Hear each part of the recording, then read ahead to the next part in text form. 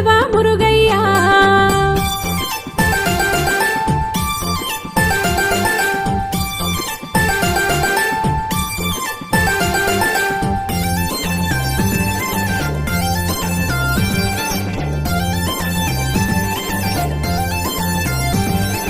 తల్లి గర్భమున వాసం నేను చేయలేనని నువ్వు మాటిచ్చి శివయ్య నీ కొడుకై నేను పుడతనన్నవంట.